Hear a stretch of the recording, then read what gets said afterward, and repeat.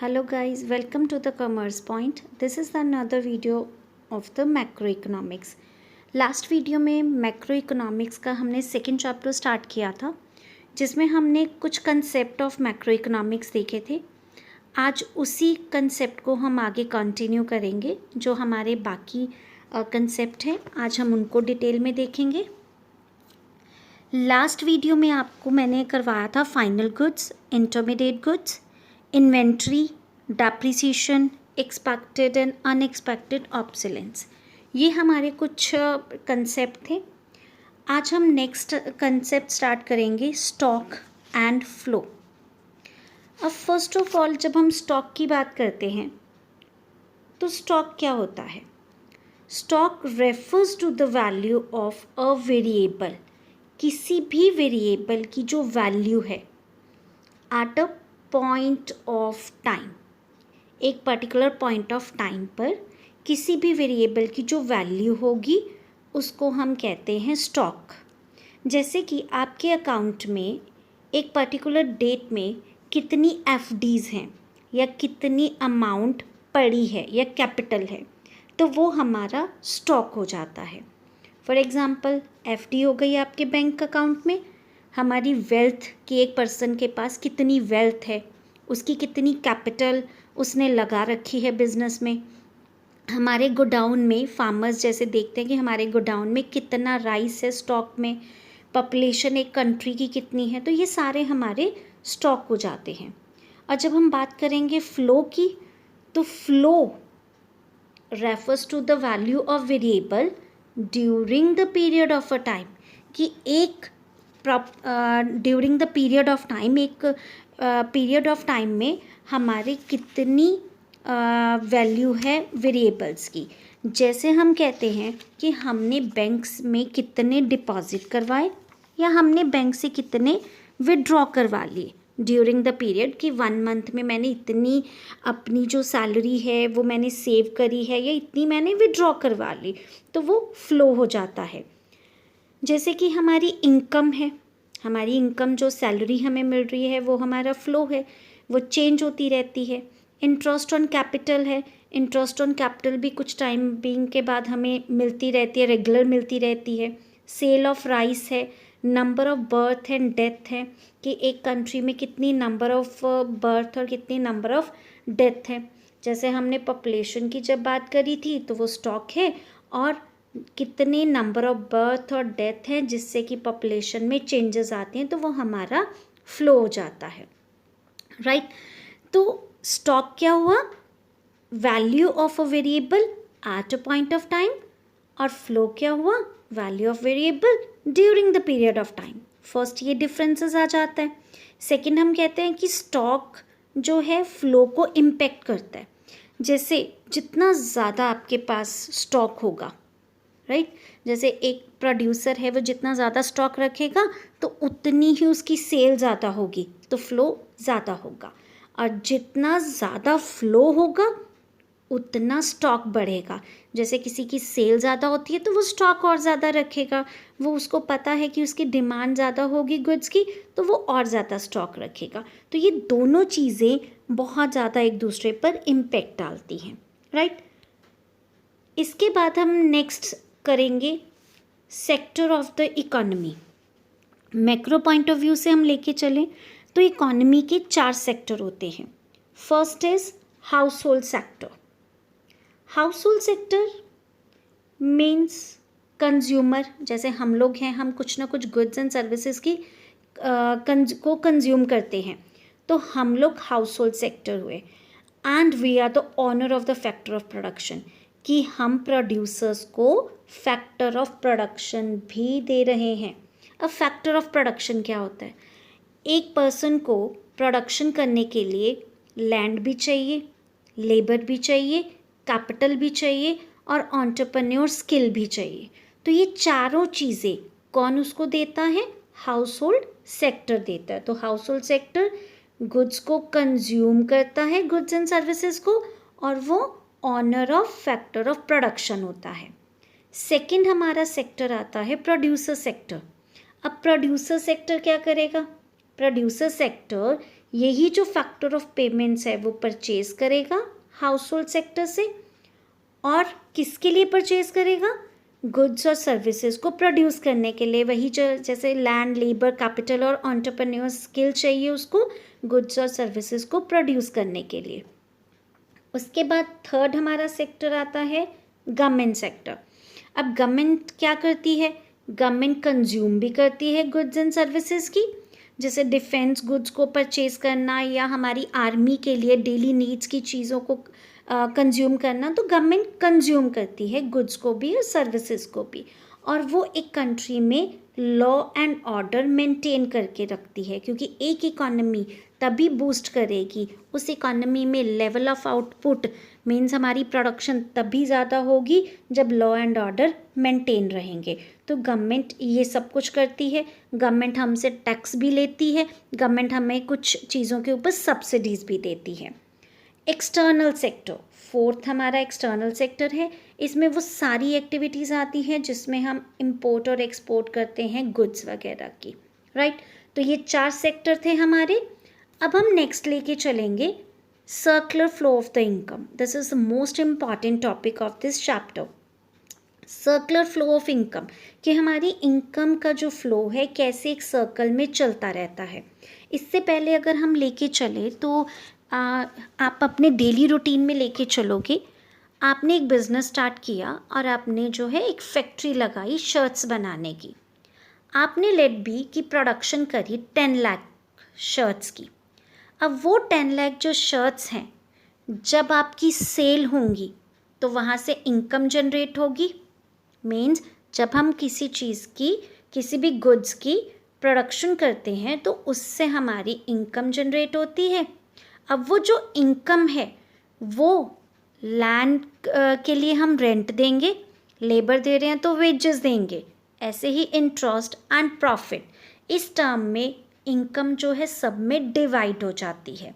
आप अपने वर्कर्स को सैलरी दोगे, जिससे आपने लैंड ली है उसको आप रेंट दोगे, तो ये सारी चीज़ें क्या करेंगी? इनकम को जनरेट करेंगी। अब ये इनकम जनरेशन से क्या होगा? जैसे आपके पास कोई सैलरी आई तो आप क्या करोगे? उसको एक्सपेंडिचर कहीं ना कहीं उसके करोगे, तो इससे हमारे एक्सपेंडिचर्स इंक्रीज़ होते हैं, और जितने ज़्यादा एक्सपेंडिचर करेंगे हम लोग तो उतनी ज़्यादा डिमांड जनरेट होगी, राइट। तो इससे हमने देखा कि हम 3 चीज़ों को लेके चलेंगे। First is production, second is income generation, and third is expenditure.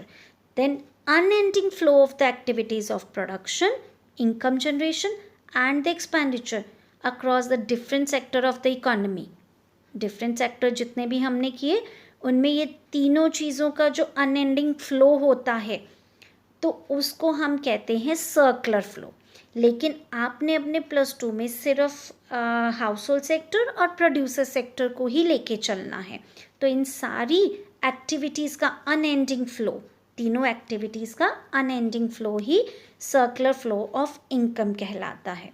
तो हमने 3 फेसेस देखे।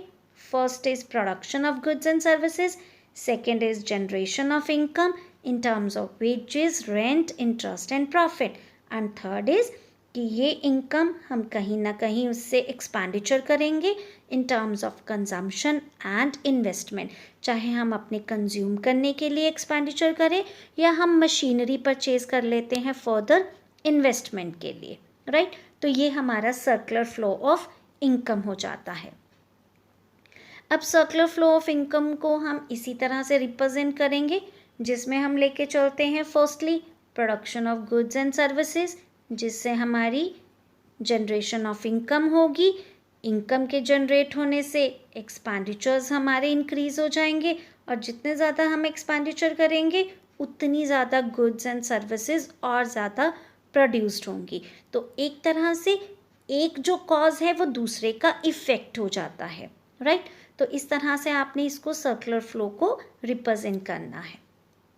उसके बाद हम देखेंगे type of circular flow. Circular flow हमारा 2 तरह का होता है, एक हमारा रियल फ्लो और दूसरा हमारा मनी फ्लो। रियल फ्लो जिसमें हम लेके चलते हैं गुड्स एंड सर्विसेज की एक्सचेंज करना एक सेक्टर से दूसरे सेक्टर में। जैसे कि हमने बात करी थी रियल फ्लो में, हमने हाउस होल्ड सेक्टर ने फैक्टर्स सर्विसेज दी, किसको दी? प्रोड्यूसर सेक्टर को, राइट। आपने अपनी लेबर दी, अपनी सेविंग्स दी, एज अ कैपिटल उनको दी, राइट। और इसके एक्सचेंज में प्रोड्यूसर ने क्या दिया? उसने गुड्स एंड सर्विसेज को आपको प्रोवाइड करवाया, राइट। तो ये हमारा रियल फ्लो हो जाता है, जिसमें मनी की कोई इन्वॉल्वमेंट नहीं होती, इसमें हमारी सिर्फ गुड्स एंड सर्विसेज की एक्सचेंज होती है। तो रियल फ्लो को जब हम लेके चलेंगे तो दो सेक्टर हम पढ़ेंगे, एक हमारा हाउस होल्ड सेक्टर और दूसरा हमारा प्रोड्यूसर सेक्टर। जब हमारी house hold sector producer sector को सर्विसेज देता है, land, labour, capital and entrepreneurship, और प्रोड्यूसर सेक्टर क्या करता है? प्रोड्यूसर सेक्टर उसको हाउस होल्ड सेक्टर को गुड्स और सर्विसेज प्रोड्यूस करके देता है। तो इसको हम कहते हैं रियल फ्लो, राइट। इसके बाद हमारा आता है मनी फ्लो, जिसमें कि मनी की एक्सचेंज होती है across the different sector of the economy. Like money flow में अगर हम लेके चले, flow of the factor payment कौन सी होती हैं? Rent, wages, interest and profit, ये हमारी फैक्टर पेमेंट है जो हम फैक्टर सर्विसेज के बदले में देते हैं। कहाँ से मिलती हैं? Producer to the household sector for the services and flow of money from the household sector to the producer sector. फिर क्या होता है? अब हाउसहोल्ड सेक्टर ने जितनी भी गुड्स को कंज्यूम किया तो उसके बदले में वो उनके कंजम्पशन एक्सपेंडिचर करेगा। तो मनी का फ्लो प्रोड्यूसर से हाउसहोल्ड सेक्टर में जाना फैक्टर पेमेंट के थ्रू, और हाउसहोल्ड सेक्टर से प्रोड्यूसर सेक्टर में जाना in the terms of consumption expenditure. इसी को हम मनी फ्लो कहते हैं। इसको हम चार्ट वे में समझेंगे। मनी फ्लो जहाँ पर कि प्रोड्यूसर ने जब सर्विसेज ली थी तो उसके बदले में अब उनको फैक्टर पेमेंट देगा हाउसहोल्ड सेक्टर को, राइट। और हाउसहोल्ड सेक्टर क्या करेगा? उसने उनसे गुड्स और सर्विसेज को परचेज किया, तब उसके बदले में उनको कुछ एक्सपेंडिचर, कंजम्पशन एक्सपेंडिचर करेगा। तो ये हमारा मनी फ्लो हो जाता है, राइट। इसके बाद हम लेके चलेंगे expansion and contraction of the circular flow. हमारी कंट्री में हमने 3 एक्टिविटीज़ देखी, unending activities, production, then income और उससे एक्सपेंडिचर होना। अब ये जो सर्कल है वो चलता रहता है। अब अगर हमारी गवर्नमेंट चाहती है कि इस सर्कुलर फ्लो को हमें एक्सपैंड करना है, जैसे हमारे इंडिया में बहुत ज़्यादा पॉपुलेशन है तो हमें अपना जो लेवल ऑफ आउटपुट है वो बढ़ाना है, चीज़ें जो हैं वो ज़्यादा से ज़्यादा प्रोड्यूस होंगे, गुड्स एंड सर्विसेज ज़्यादा से ज़्यादा प्रोड्यूस हों। तो ऐसे कुछ वेरिएबल्स जिससे हमारा लेवल ऑफ आउटपुट इकोनॉमी में बढ़ जाता है तो उसको हम कहते हैं expansion, right. Expansion and injection means एक तरह से जैसे हम कहते हैं कि अगर हमारी इम्यूनिटी वीक हो जाती है, हम वीक हो जाते हैं, बीमार हो जाते हैं, तो हमें इंजेक्शन की ज़रूरत पड़ती है। ऐसे ही हमारी इकोनॉमी जब थोड़ी सी वीक हो जाती है तो गवर्नमेंट कुछ ऐसी चीज़ें करती है, ऐसे वेरिएबल्स लेके आती है जिससे कि हमारा लेवल ऑफ आउटपुट राइज हो जाता है। जैसे कि गवर्नमेंट क्या करेगी? गवर्नमेंट कंजम्पशन एक्सपेंडिचर करेगी। आजकल के टाइम में आपने देखा होगा कोरोना वायरस की वजह से जहाँ पर चीज़ों के जो आउटपुट है वो बहुत रिड्यूस्ड हो गई हैं, गुड्स जो हैं बहुत ज़्यादा कम हो गई हैं, काफ़ी फैक्ट्रीज़ बंद हो गई हैं। तब गवर्नमेंट क्या करती है? इस लेवल को बढ़ाने के लिए गवर्नमेंट 3 वेरिएबल लेके आएगी। First is government consumption expenditure, government खुद से कंज्यूम करना शुरू कर देगी, खुद से परचेज करेगी, और पुअर सेक्टर जो हमारे बीपीएल सेक्टर है, जो बिलो द पॉवर्टी लाइन है, उनको ये चीज़ें प्रोवाइड करेगी। सेकंड हमारे होते हैं government investment expenditure. Government investment expenditure में हम लेके चलते हैं गवर्नमेंट खुद से इंडस्ट्रीज़ लगाती है। जैसे अब कुछ माइग्रेंट लेबर्स हैं जो अपनी स्टेट में वापस चले गए हैं, तो वहाँ पर वो क्या करेंगे, वहाँ की गवर्नमेंट क्या करेगी, वहाँ पर उनके लिए इंडस्ट्रीज़ वगैरह लगाई जाएंगी ताकि एम्प्लॉयमेंट जनरेट हो सके। तो इससे इन्वेस्टमेंट एक्सपेंडिचर करके गवर्नमेंट जो है एम्प्लॉयमेंट को जनरेट करेगी। और थर्ड हमारा लेवल वेरिएबल होता है एक्सपोर्ट। एक्सपोर्ट को हम कहते हैं कि जैसे अनदर कंट्री से हमारी कंट्री से कुछ गुड्स जा रही हैं, हम यहाँ से एक्सपोर्ट कर रहे हैं, तो इसको हम कहते हैं कि इससे भी लेवल ऑफ आउटपुट हमारा इंक्रीज़ होता है। इससे गुड्स की जो प्रोडक्शन है वो ज़्यादा से ज़्यादा होगी। तो export, government consumption expenditure and government investment expenditure, तो ये 3 वेरिएबल हैं जिससे हमारा लेवल ऑफ आउटपुट इंक्रीज़ हो जाता है। उसके बाद हम बात करेंगे कॉन्ट्रैक्शन की, लीकेज की, या जिसको हम विड्रॉल भी कहते हैं। ऐसे वेरिएबल्स जिनके राइज होने से हमारा लेवल ऑफ आउटपुट फॉल करता है, कम हो जाता है। कैसे कम होगा, एक इकोनॉमी बहुत ज़्यादा बूस्टअप जा रही है, मीन्स वहाँ पर गुड्स की जो डिमांड है बहुत ज़्यादा हो रही है, तो गवर्नमेंट क्या करेगी, फर्स्ट सेविंग, वो लोगों को ज़्यादा से ज़्यादा वो करेगी, इन्फ्लुएंस करेगी कि लोग ज़्यादा से ज़्यादा सेविंग करें। अब मैं अगर इनकम का कुछ पार्ट सेव करूँगी तो उतनी डिमांड कम हो जाएगी, डिमांड कम होगी तो नेचुरली गुड्स बननी भी कम हो जाएंगी। तो सेविंग से क्या होता है, लेवल ऑफ आउटपुट फॉल करता है। Second is taxes. गवर्नमेंट क्या करती है, हम लोगों के ऊपर टैक्सेस लगा के हमारे जो लेवल ऑफ आउटपुट है उसको डिक्रीज़ कर देती है। और थर्ड क्या होता है, इम्पोर्ट जैसे काफ़ी सारी चीज़ें जो हमारी कंट्री में प्रोड्यूस नहीं होती तो उनको इम्पोर्ट करवाया जाता है। तो जब चीज़ें इम्पोर्ट होती हैं तो हमारी कंट्री में वो चीज़ें बननी कम हो जाती हैं, तो इससे अपने आप ही लेवल ऑफ आउटपुट जो है वो हमारा डिक्रीज़ कर जाता है, राइट। तो ये हमारे 2 कंसेप्ट थे जिसमें हम अपनी इकोनॉमी को एक्सपांड करते हैं और अपनी इकोनॉमी को कॉन्ट्रैक्ट करते हैं।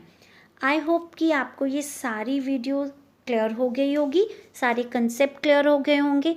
अगर आपको कोई भी डाउट है तो आप मुझे कमेंट बॉक्स में कमेंट करके बता सकते हैं।